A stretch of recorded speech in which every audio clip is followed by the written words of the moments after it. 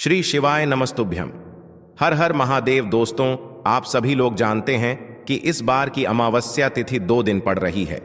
2 सितंबर सोमवार के दिन सोमवती अमावस्या मनाई जाएगी और 3 सितंबर यानी मंगलवार को भौमवती अमावस्या भी मनाई जाएगी। देखो, यह वाले उपाय आप दोनों दिन कर सकते हो और दोनों दिन का विशेष महत्व होता है। और दोस्तों, यह जो अमावस्या है भाद्रपद महीने में पड़ने वाली सबसे बड़ी अमावस्या है, क्योंकि यह सोमवार और मंगलवार दोनों दिन पड़ रही है और इसका बहुत ही बड़ा और विशेष महत्व होता है। पूज्य गुरु जी ने कहा है कि अगर कभी भी मौका लग जाए और उस दिन सोमवती अमावस्या पड़ जाए या फिर मंगलवार को अमावस्या पड़ जाए तो आप लोगों को 108 पीपल के पेड़ की परिक्रमा या फिर तुलसी के पेड़ की परिक्रमा जरूर करनी चाहिए, क्योंकि 2 दिन पड़ने वाली अमावस्या बहुत कम आती है। और इसी के साथ में गुरु जी ने अपनी शिव पुराण कथा में बताया है कि इस दिन आपको 7 गेहूं के दाने का उपाय तो आपको अवश्य ही करना चाहिए, क्योंकि ऐसा दिन पूरे साल में सिर्फ एक ही बार आता है। और दोस्तों, आप सभी लोग जानते हो कि अमावस्या का अगर सबसे बड़ा कोई उपाय है तो वह 7 गेहूं के दाने वाला उपाय है। तो दोस्तों, इस अमावस्या के दिन आप लोगों को इस 7 गेहूं के दाने वाले उपाय को जरूर करना है। बहुत सारे लोग होंगे जिन लोगों ने इस उपाय को ना किया हो, मतलब पूरा साल निकल गया, उन्होंने किसी भी दिन इस 7 गेहूं के दाने वाले उपाय को ना किया हो। पर दोस्तों, आपके पास एक आखिरी मौका बचा हुआ है जो 3 सितंबर के दिन है, तो इस दिन आप लोगों को इस वाले उपाय को जरूर कर लेना है। भले ही आपने पूरे महीने भर इस उपाय को ना किया हो, पर अगर आपने इस भाद्रपद महीने के भौमवती अमावस्या के दिन अगर इस वाले उपाय को कर लिया तो आपको इस उपाय को करने का वह फल मिलेगा जिसकी आपने कभी कल्पना भी नहीं करी होगी। इसीलिए आप लोग इस वाले उपाय को एक बार जरूर कर लेना है, ताकि आप लोगों के हाथ से यह मौका ना जा सके और आपको इस उपाय को करने का फल मिल सके। दोस्तों, यह उपाय पंडित जी ने अपनी अभी की ही श्री शिव महापुराण की कथा में बताया है, जिस उपाय को आज हम आपको बहुत अच्छे से समझाने वाले हैं। इस वीडियो को देखने के बाद इस उपाय को समझने के लिए आपको कोई और वीडियो को देखने की जरूरत नहीं पड़ेगी। तो चलिए दोस्तों, उपाय को शुरू करते हैं। देखिए, यह इस भाद्रपद महीने के मंगलवार अमावस्या के दिन यह इतना खास होता है, इतना महत्वपूर्ण होता है। देखा गया है कभी कभी बड़े बड़े पूजा पाठ अनुष्ठान से जो मनोकामना पूर्ण नहीं होते, वो भाद्रपद महीने की अमावस्या के दिन एक छोटे से उपाय करने से ही आपकी मनोकामना पूर्ण हो जाती है। और बहुत सारे लोगों ने इस उपाय को किया भी है और उनको इस उपाय को करने का फल भी जरूर मिला है। अगर आप लोग भी इस उपाय को करना चाहते हैं तो आप इस उपाय को पहले अच्छे से समझ लेना, सुन लेना, उसके बाद करना। आपको इस उपाय का फल जरूर मिलेगा और इस उपाय को कर लेने से आपके घर में चाहे किसी भी प्रकार की दुख और समस्या क्यों ना चल रही हो, आपको उसका कारण भी नहीं पता है कि भाई यह समस्या किस कारण से चल रही है, उसका कुछ भी कारण हो सकता है, जैसे पितृदोष हो सकता है या किसी भी तरह का मंगल दोष भी हो सकता है। तो इस दिन आप लोगों को यह वाला उपाय कर लेना है। यह एक ऐसा उपाय है जिस उपाय को अगर किसी विशेष दिन पर किया जाए तो भाई उस विशेष दिन का जो है वह तो हमें मिलता ही मिलता है, पर हमने उस दिन पर इस उपाय को किया है तो हमें उससे भी बड़ा फल मिलता है और फल बहुत जल्दी मिलता है, क्योंकि आप इस उपाय को बहुत ही बड़े और विशेष दिन पर कर रहे हो। तो चलिए अब उपाय के बारे में बात करते हैं, लेकिन उससे पहले आप लोगों को यह जानना आवश्यक है कि आखिर यह उपाय किस समय करना है, किसको करना है और कैसे करना है। तो चलिए हम आगे आपको वीडियो में एक एक करके बता देते हैं। लेकिन उससे पहले अगर आप लोग हमारे चैनल पर पहली बार आए हैं या फिर मेरी आवाज़ आज पहली बार सुन रहे हैं तो हमारे चैनल को सब्सक्राइब ज़रूर कर लेना और इस वीडियो को लाइक करके कमेंट बॉक्स में श्री शिवाय नमस्तुभयम ओम नम शिवाय ज़रूर टाइप कर देना। तो दोस्तों, इस 7 गेहूं के दाने वाले उपाय को हमें इस अमावस्या के दिन कैसे करना है, किसको करना है, किस समय करना है और कहाँ पर करना है, यह सारे सवालों के जवाब आपको इस वीडियो में मिल जाएंगे। और जो यह वीडियो देखेगा भाई, उसको 7 गेहूं के दाने वाला उपाय जरूर करना चाहिए, क्योंकि इस दिन एक गेहूं के दाने का भी बहुत ही बड़ा और विशेष महत्व होता है। और जब बात आ जाए 7 गेहूं के दाने की तो यह सोने पर सुहागा वाली बात हो जाती है और यह एक बहुत ही बड़ा उपाय हो जाता है इस भौम अमावस्या का।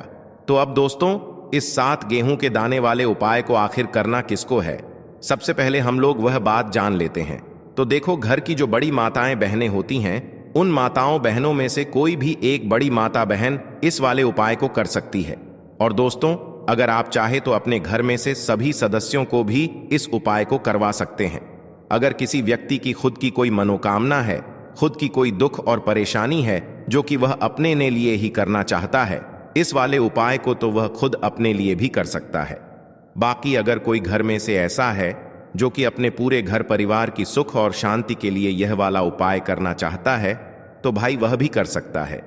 उसमें भी कोई दिक्कत वाली बात नहीं है। कहने का मतलब यह है कि इस उपाय को हर एक सदस्य भी कर सकता है और पूरे घर परिवार के सदस्य के लिए घर की बड़ी माताओं बहनों में से कोई एक माता बहन भी कर सकती है।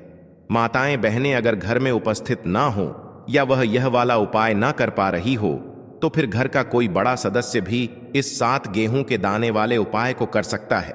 चाहे फिर वह पुरुष ही क्यों ना हो, उसमें कोई भी दिक्कत वाली बात नहीं है। अब दोस्तों, इस 7 गेहूं के दाने वाले उपाय को हमें करना कहां पर है? हमें इसे शिव जी के मंदिर में जाकर करना है। बहुत सारे लोग प्रश्न करते हैं, हर एक उपाय को करते समय क्या हम इस उपाय को घर पर कर सकते हैं? तो इस वाले उपाय को आप घर पर नहीं कर सकते हो। इस वाले उपाय को करने के लिए आपको शिव जी के मंदिर ही जाना पड़ रहेगा। उसके बाद में दोस्तों, जो अगला प्रश्न निकल कर आता है वह यह आता है इस उपाय को लेकर कि आखिर इस उपाय को हमें किस समय करना है? सुबह के समय करना है कि शाम के समय करना है? तो देखो, इस वाले उपाय को आप लोग सुबह के समय भी कर सकते हो और शाम के समय प्रदोष काल में भी कर सकते हो। अब अगर आप पूछो कि भाई सबसे उत्तम समय कौन सा रहेगा इस 7 गेहूं के दाने वाले उपाय को करने का, तो हम आपसे बस यही कहेंगे कि इस उपाय को आप सुबह के समय करेंगे तो ज्यादा बेहतर होगा। बाकी अगर प्रदोष काल शाम के समय भी करेंगे तो भी अच्छा होगा, उसमें कोई भी दिक्कत वाली बात नहीं है। तो अब दोस्तों, जो अगली सबसे बड़ी और महत्वपूर्ण बात आती है वह यह आती है कि सुबह अगर हम उपाय को करेंगे तो हमें कितने बजे से लेकर कितने बजे तक के बीच में करना है, और शाम के समय प्रदोष काल में करेंगे तो हमें कितने बजे से लेकर कितने बजे के बीच में करना है। तो देखो, सुबह जितनी जल्दी हो सके आप उपाय को करने की कोशिश करना। बाकी अगर किसी कारणवश लेट भी हो जाओ, थोड़ी देर भी हो जाए, तो 10 या 7 बजे तक भी आप उपाय कर लेना, पर 12 बजे से ज्यादा देरी ना हो। ठीक है, इस बात का ध्यान रखना। उसके बाद में दोस्तों, अगर शाम के समय प्रदोष काल की बात करें, प्रदोष काल का जो समय होता है वो शाम के 6 बजे से शुरू हो जाता है। मतलब शाम के 6 बजे से लेकर 7 बजे के बीच का जो समय होता है, ये समय प्रदोष काल का समय होता है। पर अभी जो मौसम चल रहा है, इस मौसम में जो है शाम बहुत देरी से होती है। तो आप इस उपाय को 7 बजे या 8 बजे के बीच में भी कर सकते हो। मतलब शाम के 6 बजे से रात 8 बजे के बीच में आप कभी भी इस वाले उपाय को कर सकते हो, उसमें कोई भी दिक्कत वाली बात नहीं है। अब दोस्तों, यहां पर इस उपाय को लेकर एक और सबसे बड़ी बात यह निकल कर आती है कि इस 7 गेहूं के दानों को हमें लेना कहां से होता है, और हमें इस उपाय को करने के साथ में क्या और कुछ भी सामग्री ऐसी होती है जो शिव जी के मंदिर लेकर जानी पड़ी रहती है। तो देखो, यहां पर हम आपको बता दें, सबसे पहले आप लोग यह जान लो कि यह जो 7 गेहूं के दाने वाला उपाय है, सिर्फ और सिर्फ आप उपाय की सामग्री लेकर कभी भी शिव जी के मंदिर मत जाना, क्योंकि हमें भगवान के सामने यह नहीं दर्शा है कि अगर हम भगवान शिव जी के मंदिर आए हैं तो अपने फायदे के लिए आए हैं। तो इसीलिए जो भी पूजन सामग्री है, उपाय सामग्री है, 7 गेहूं के दाने, इसके साथ में आपको पूजन सामग्री भी जरूर लेकर जाना है। देखो, अगर सुबह के समय उपाय कर रहे हो तो सीधी सी बात है, 1 लोटा जल तो आप लेकर जाओगे ही जाओगे। वही 1 लोटा जल अगर मिट्टी का जल हो तो बहुत अच्छा रहेगा। मिट्टी का जल कैसे बनाया जाता है, इसके लिए हमने पहले से बहुत सारी वीडियोस बना दी है आपके पास। इस दिन एक आखिरी मौका रहेगा मिट्टी का जल शिव जी पर चढ़ने का और उपाय को करने का। बहुत बड़ा आपको इस दिन फल मिलेगा, तो इसलिए इस दिन हो सके तो भाई मिट्टी का जल चढ़ाना, तो अपने साथ में कम से कम 1 लोटा जल तो आपको लेकर जाना ही जाना है। अगर मिट्टी का जल नहीं है तो घर का जल भी आप इस्तेमाल कर सकते हो। इसके अलावा जो भी पूजन सामग्री है, देख 7 गेहूं के दाने, यह अलग आपके रहेंगे, और जो आपकी पूजन सामग्री रहेगी वह अलग रहेगी। पूजन सामग्री में आप जो भी चीज लेकर जाना चाहे वह लेकर जा सकते हैं, उसमें कोई भी दिक्कत वाली बात नहीं है। वहीं अगर हम बात करें शाम के समय की, तो शाम के समय शिव जी पर जल नहीं चढ़ता है। इसीलिए शाम के समय आप लोग एक दीपक तैयार कर लें जो कि गोल बत्ती का, आटे का, शुद्ध देसी गाय का घी का होगा। है ना, इस बात का आप लोगों को ध्यान रखना है और इस दीपक को आपको घर से जलाकर नहीं लेकर जाना है, भगवान शिव जी के मंदिर में जाकर ही जलाना है। इस बात का भी आप लोगों को ध्यान रखना है। अब दोस्तों, यहां पर हमें इस बात को समझना है कि यह 7 गेहूं के दाने हमें लेना कहां से है। क्या हमें दुकान से लेकर आना है, या हमें अपने घर से लेना है, या कहां से लेकर आना है, और कौन से गेहूं लेना है, क्योंकि गेहूं भी बहुत प्रकार के होते हैं। तो देखो, इन सभी सवालों के जवाब आप लोग एक बात में सुन लो कि भाई यह जो उपाय है, इस उपाय में आपको ये नहीं देखना है कि भाई कौन से गेहूं है, कौन से गेहूं नहीं है। बस जो भी गेहूं ले रहे हो वह गेहूं का दाना सबूत होना चाहिए, मतलब साबुत होना चाहिए, टूटा हुआ नहीं होना चाहिए, कटा पिटा नहीं होना चाहिए। ये बात आपको ध्यान रखना है। बाकी आपका गेहूं बासमती हो या सादा गेहूं हो या कोई सा भी गेहूं हो, उसमें कोई भी दिक्कत वाली बात नहीं है। तो सीधी सी बात है कि आपके घर के रसोई घर में जहां पर आप भोजन बनाते हो, वहां पर जो भी गेहूं आपके उपस्थित हो, उन चावलों में से अपनी एक कटोरी भर लेना या एक मुट्ठी गेहूं अलग से निकाल कर रख लेना, क्योंकि हम 7 गेहूं ही यहां पर इस उपाय में लेने वाले हैं। तो हमें यह गेहूं के दाने गिन कर निकालने पर डेढ़ेंगे। इस बात का आप लोगों को ध्यान रखना है। तो अपने उस गेहूं की कटोरी में से या गेहूं में से 7 ऐसे गेहूं के दाने आप लोग निकाल लो जो कि टूटे हुए ना हो, कटे पिटे ना हो, जिनमें कोई दाग ना लगा हुआ हो, है ना। अच्छे साबुत गेहूं के दाने 7 दाने आप लोग निकाल कर रख लो और इन्हें किसी भी एक कागज की पुड़िया में या किसी एक छोटी सी कटोरी में आप लोग रख लो, ताकि यह सुरक्षित रहे। आपके एक भी गेहूं का दाना इधर उधर ना हो और आपका उपाय भी पूरा अच्छे से हो जाए। तो भाई जैसे ही आपका उपाय की जो सामग्री है, 7 गेहूं के दाने यह तैयार हो जाते हैं, उसके बाद मैं आपको जो भी अपनी पूजन सामग्री है सुबह के समय कर रहे हो, तो एक लौट जल या पूजन सामग्री जो लेकर जाना चाहो उसकी भी तैयारी कर लेना। और शाम के समय जा रहे हो तो भाई अपना जो दीपक है उसे तैयार कर लेना, ठीक है। और उपाय को करते समय शुद्धता का विशेष रूप से ध्यान रखना, ठीक है। सुबह सुबह स्नान करने के बाद ही उपाय को करने की आप लोग तैयारी करना। उसके बाद अगर शाम के समय की बात करें तो शाम के समय आपको स्नान करने की जरूरत नहीं है, पर शुद्धता का ध्यान रखना है। आपको स्नान तो नहीं करेंगे, आप हाथ मुंह धोकर भी इस वाले उपाय को शाम के समय प्रदोष काल में कर सकते हैं। इसमें कोई दिक्कत वाली बात नहीं है। तो आप अपने उपाय की पूरी सामग्री तैयार करके आपके पास ही में जो आपका शिव मंदिर हो वहां पर पहुंच जाइए। सबसे पहले शिव मंदिर में जाकर आप लोगों को उपाय नहीं करना है, पहले भगवान के दर्शन करना है, भगवान से आशीर्वाद प्राप्त करना है, फिर शिव जी की शिवलिंग के पास में आना है। शिवलिंग के पास में आने के बाद आप जो पूजन सामग्री लेकर आए हुए हैं, जैसे कि सुबह गए हुए होंगे तो एक लोटा जल और जो भी पूजन सामग्री लेकर आए हैं आप उनसे भगवान शिव जी की पूजन कीजिए। सबसे पहले तो एक लोटा जल ही चढ़ेगा, उसके बाद में आपकी पूजन सामग्री चढ़ेगी। उसके बाद में अगर दोस्तों शाम के समय अगर आप इस उपाय को कर रहे हो तो अपने साथ में कम से कम एक जो दीपक है गोल बाती का जो आप अपने साथ में लेकर गए हो, उस दीपक को मंदिर में जाकर अपनी माचिस से जलाना है और उस दीपक को शिवलिंग के पास में रखना है, ठीक है। इस दीपक को रखने के बाद ही आप लोगों को अपना यह वाला उपाय शुरू करना है। और दीपक को ज्यादा पास में मत रखना, वैसे भी गर्मी पड़ रही है, भगवान शिव जी को आंच नहीं लगनी चाहिए, है ना। तो भाई जैसे ही आपकी पूजा अर्चना हो जाती है आप भगवान शिव जी को प्रसन्न कर लेते हैं। उसके बाद में शिवलिंग के पास ही में आप कहीं पर बैठ जाइए, सामने या आसपास जिस जगह पर आपको बैठना हो वहां पर बैठ जाइए और अपने वह 7 गेहूं के दाने अपने सामने निकाल कर रख लीजिए, क्योंकि अब यहां पर उपाय को यहां पर करने की आपको तैयारी करना है। और इस तरीके से जब आप उपाय करेंगे, पूजन सामग्री करने के बाद, पूजन अर्चना करने के बाद, तो आपको उपाय का फल बहुत जल्दी और बहुत बड़ा होकर मिलेगा। तो अपने 7 गेहूं के दाने अपने सामने निकाल कर रख लेना। और यह जो उपाय है यह आपकी सीधे हाथ की हथेली से होगा, इसलिए इस बात का भी विशेष रूप से ध्यान रखना है। तो सीधे हाथ की हथेली का प्रयोग करके ही आप लोग अपना इस वाले उपाय को करना।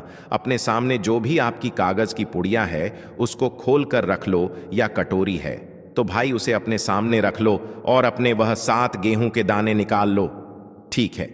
उसके बाद में दोस्तों, अब आपको क्या करना है कि शिवलिंग आपके सामने होगी, तो आपने वह 7 गेहूं के दाने एक एक करके आपको शिव जी के शिवलिंग के ऊपर चढ़ाना है। कहां पर चढ़ाना है? शिवलिंग के ऊपर चढ़ाना है और कहीं पर भी नहीं ना है। आपको अपने हथेली से तो शिवलिंग के ऊपर चढ़ना है, भले ही फिर वह अपने आप जलाधारी पर गिर जाए या मतलब वहीं पर गिर जाए, उसमें कोई दिक्कत वाली बात नहीं है। पर आप चढ़ाओ शिवलिंग के ऊपर ही। तो आपको क्या करना है? अपना पहला गेहूं का दाना उठाना है, श्री शिवाय नमस्तुभ्यम बोलना है और शिवलिंग पर चढ़ देना है। इसी तरीके से दूसरा गेहूं का दाना उठा है, शिवलिंग पर चढ़ना है और मंत्र बोल देना है। और फिर तीसरा गेहूं का दाना उठाना है, श्री शिवाय नमस्तुभ्यम बोलना है और चढ़ा देना है। इसी प्रकार से आपको पूरे 7 गेहूं के दाने एक एक करके शिव जी के शिवलिंग के ऊपर चढ़ाना है और भगवान से प्रार्थना करते जाना है। मतलब प्रार्थना तो आपको आखिरी में करना है, पर हर एक गेहूं के दाने को चढ़ाते समय श्री शिवाय नमस्तुभ्यम जरूर बोलना है। उसके बाद ही मैं यह गेहूं का दाना शिवलिंग के ऊपर आपको चढ़ाना है। जैसे ही आपके 7 गेहूं के दाने शिवलिंग के ऊपर 4 हैंच जाते हैं, तो भाई उसके बाद में आपको क्या करना है? भगवान से अपनी मनोकामना बोलना है। मनोकामना भी कब बोलना है? जब आपका 7 गेहूं का दाना आपके सीधे हाथ की हथेली में हो और आप उसे चढ़ाने के लिए जा रहे हो। श्री शिवाय नमस्तुभयम बोलकर उस आखिरी गेहूं के दाने को शिवलिंग के ऊपर चढ़ा देना और भगवान से फिर अपनी वह मनोकामना बोल देना, जिस मनोकामना के लिए आप लोग अपना यह वाला उपाय कर रहे हो, जिस भी दुख और परेशानी के लिए आप लोग अपना यह वाला उपाय कर रहे हो। उसके बाद में जैसे ही आप अपनी मनोकामना बोल देते हो, आपका यह वाला उपाय पूरा हो जाता है। पर दोस्तों, उपाय को करने के बाद आप लोगों को 2 मिनट भगवान शिव जी के मंत्र का जाप जरूर करना है। और मंत्र का जाप 2 मिनट करने के बाद भगवान से एक और बार प्रार्थना करना है अपनी मनोकामना के लिए या अपनी जो भी दुख और परेशानी है उसके लिए। इसके बाद में आप लोग भगवान को देखकर भगवान से प्रार्थना करके उनसे आशीर्वाद लेकर वहां से उठ सकते हैं और अपने घर पर जा सकते हैं। बस दोस्तों, यहां पर यह वाला उपाय पूरा हो जाता है। इस तरीके से जो भी व्यक्ति छोटी छोटी चीजों का ध्यान रखते हुए इस 7 गेहूं के दाने वाले उपाय को करेगा, निश्चित सी बात है उसे उसकी मनोकामना जल्द ही पूर्ण होगी और जो भी दुख और परेशानी है वह भी बहुत ही जल्दी दूर होंगे। और दोस्तों, अगर आपको हमारी यह वीडियो पसंद आई हो तो हमारे इस वीडियो को लाइक और चैनल को सब्सक्राइब जरूर करें। हर हर महादेव।